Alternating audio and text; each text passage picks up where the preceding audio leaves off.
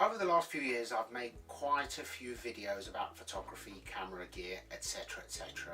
I've always been into photography ever since I was 13, but now I wanted to deviate slightly, and rather than focus on camera equipment per se, I would like to focus more on the gear that we need for what we do. And when I say what we do, I mean not just property videos as myself, but videos for YouTube, videos for your business, whether they are made in your office or out in the field, wherever that may be, the principle is the same. If you start looking at camera gear for a specific purpose, I'm sure you will find that it becomes a nightmare very quickly, because you look at one camera or brand and you find that it does this and this, which is what you need, but it doesn't do something else that you need. And then you look at a different brand and you solve one problem and find another problem. I have quite a bit of camera gear, all for different purpose, all for different reasons. Now often when I'm out and about, I still use my Nikon V1, which I've had this for a long time. Absolutely love it. It was ridiculously priced when it came out, probably the reason why it flopped. I think the body alone was pushing £1,000, because it was launched as a mini professional system rather than just as a, if you like, compact camera, which it's not. It's an interchangeable mirrorless camera. It has a very good focusing system. It has a very high shutter rate. You can take many photographs very quickly with this, and it has a good selection of very good quality lenses, but it is limited. This is very good when I'm out and about because the focusing is very good. There are certain drawbacks. It doesn't have clean HDMI out, which is an issue if you want to use multi-camera into an external recorder, which probably won't apply to most people. So for the main part, it does have what you need. Taking a video in this situation though, there's one drawback, is that there's no way to actually connect, control, view this from your PC or your phone.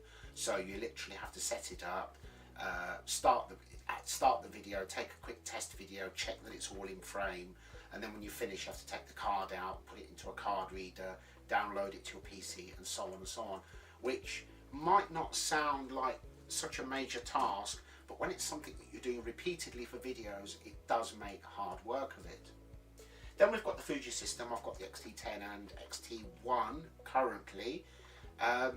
They are very good in many ways. They have superior image quality, film effects, so that you can get out of camera video effects that are perfect and don't need anything doing to the color grading, etc. Once again, a couple of drawbacks with this. Number one, for whatever reason, in their wisdom, they have put a 2.5mm mic input in the camera, which means that every mic you buy, you need a different adapter, because the standard is 3.5mm. They do not have clean HDMI out. That only starts from the X-T2, X-T20. They don't have software to actually monitor and control the camera direct from the PC. They do have an app that you can download to your phone, and once you connect it, which is often a bit fiddly, you have live view, you can change the settings, and you can start and stop recording. However, the problem with using the phone app, for whatever reason, is that it doesn't record in full HD, it only records in 720, and your minimum benchmark should be 1080. You don't need to upload 4K to YouTube or anywhere on social media. That's definitely overkill, but 1080 is a minimum. It is good and very helpful to have a 4K camera, because 4K video is literally 4 times the size of 1080. If you think about it, it's like having 1080 and another one next to it and 2 above them, meaning that if you video in 4K, then what you can do is you can actually crop in as though you've zoomed into yourself, and when you output it to 1080p, the video, even though you've cropped in, is still 1080, which is perfect quality for YouTube, and obviously Facebook it's a maximum of 720 anyway. So this is why, even though I've got all of this newer gear, for what I'm doing now, I'll still stick with my Nikon. And the reason for that is actually some software for the PC that's free. It's called digital camera control. It's free, as I said.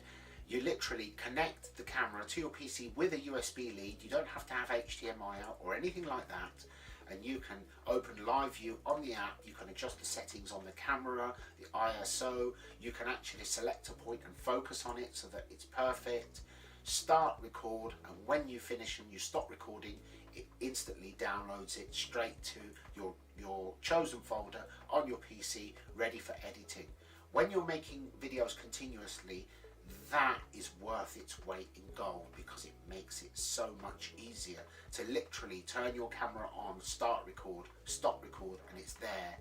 It does make it easier, and the easier you make your process of making videos, the more videos you will make, and you do need to be out there constantly. The key to success on social media is consistency.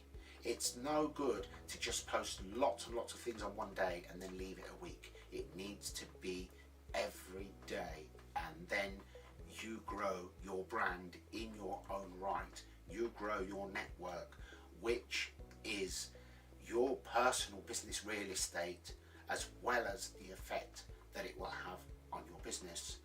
So I will cover different cameras and different equipment and how it is relevant, the advantages and disadvantages for people who are making videos for their business, either on YouTube or Facebook or wherever, and I'll try to apply that to what we do, rather than the actual equipment and the quality of the lenses and the quality of the sensor. To be honest, none of that applies anymore. Just about every digital camera you buy now has amazing quality, and every single camera on the market now has better quality than any photographer had 20-30 years ago at any price. So that puts it in perspective. Don't worry about the gear, worry about what you need for your particular purpose. So I'll see you in the next video.